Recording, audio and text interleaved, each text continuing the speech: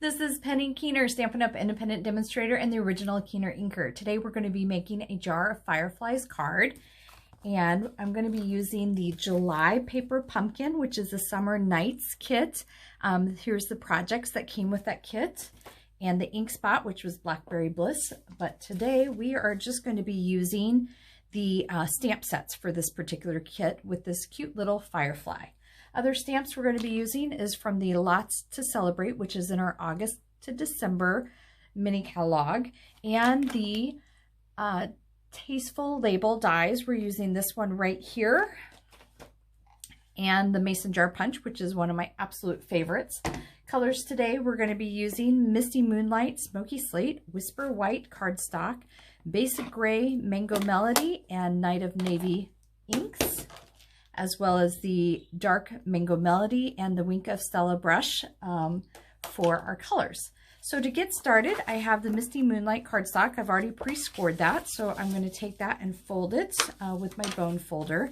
And I'm going to stamp that with what I call the little twinkle that came with the stamp set from the Paper Pumpkin. And I'm going to make a pattern here where it's kind of light at the bottom, and then as we go towards the top, they are closer together.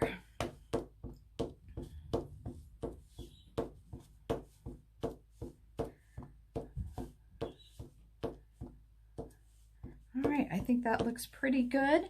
Now I'm going to use just a regular piece of typing sheet paper for this to make a template. So what I've done is this is the same size as my inside Whisper White. So this is 4 by 5 1/4. I'm going to put on just a little bit of adhesive because I want it to kind of line up there like my inside piece would be. Then we're going to take my jar punch. I'm going to open that up, and on our punches we are use those upside down so you can see what you're doing. I'm going to take my punch and I'm going to push it up all the way so it's lined up with both pieces of paper. Just a reminder, when you're using our punches, only do one piece of cardstock. If you do them more than one piece, oftentimes it will actually damage your punch. So I'm going to take this piece and lay that to the side. The next thing I'm going to do is stamp my mason jar. And to know that I have it lined up perfectly, that's why I have this template here. So I'm going to lay it down in my stamp apparatus. I'm going to line up my jar stamp into the shape there. Then I'm going to close my top, remove that from the side, put my Whisper White cardstock. Again, this is 4 by 5 1/4. And then anytime you're stamping with the stamp apparatus, I do recommend using the spots because you can ink up your stamp without getting ink all the way around with our bigger pads. So I'm going to stamp that. And of course, with the stamp apparatus, it stamps perfectly every time. So now I'm going to stamp my fireflies into the jar.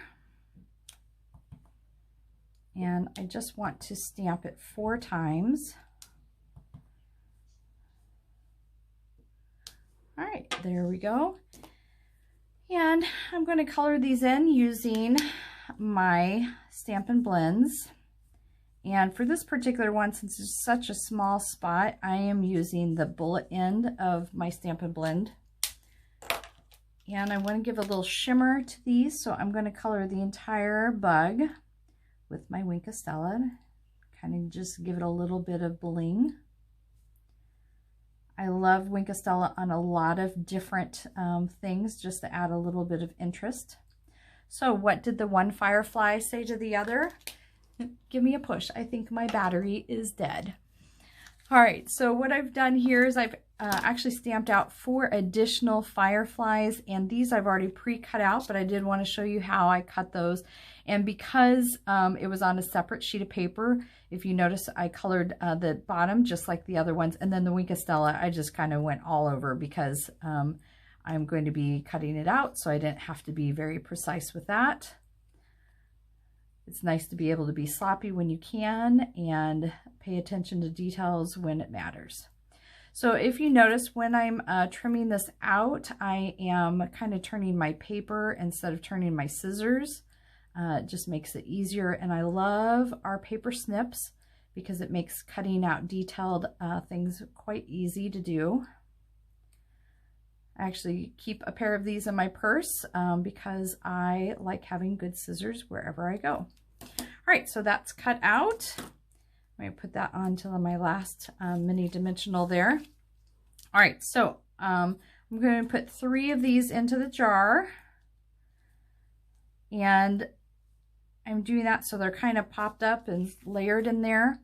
And I'm going to go ahead and put this on the inside of my card. So I'm going to flip this over. And I'm going to be doing this a little bit different. So normally with we're going to be using the shaker dome, the mason jar shaker dome. I'm going to be doing it a little bit different today using that. So what I want to do first is line this up.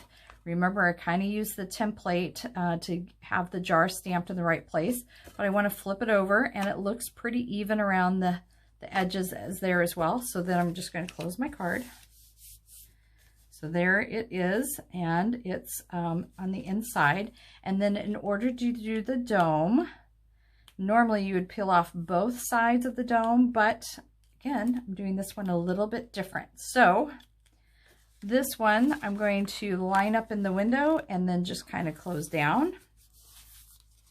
Now it goes over my mason jar. I do not want to peel this edge up here because it would actually seal my card shut. And for this particular one, instead of having it sandwiched in between, I'm doing it on the inside layer of my card. I've stamped the mason jar lid and already cut that out. And I'm going to use a little bit of our Stampin' Seal to add that on. And instead of putting it on the top of the jar because I have the dome there, I'm just going to leave it on the side like it's just laying there. All right, to finish the outside of my card, I've already stamped the wording, "Oh, the summer nights are all right with everything magic and bright." I've put my normal dimensionals on the back of that. If you ever have problems getting those off, you can always stick your nail kind of down in the middle. It puckers up the sides to make it easier to peel. And I want to put this on the front and at kind of a slight angle. This is one of our beautiful ribbons. I absolutely love this color. This is that Misty Moonlight 1/4 inch ribbon. And so what I've done is just cut off a piece and just tied a single knot into it and put it onto a mini glue dot. So that's going to stick on the side there. And then I have that one last firefly that I cut out. So I'm just going to put that onto the front of my card. So here's my finished card. I absolutely love this one with the fireflies in the jar. And I've done a different one, very similar, but slightly different. Instead of using the dome, what I did is this is a piece of our window sheet. So it has the effect of having a jar and kind of that glass look. But in order to adhere it to my card, I did a little bit of adhesive on these 2 fireflies so you can't really see it. And then the rest of the adhesive is underneath the lid, which is why it's there. Again, you can see it through. I used the template to line it up, but it doesn't have the dome, so this will mail very easily. When you're using a dome envelope, this is a great card to give in person or use a padded envelope when you mail it. Please check out my website and subscribe to my channel for quick videos on how you can be a KeenerINKer too.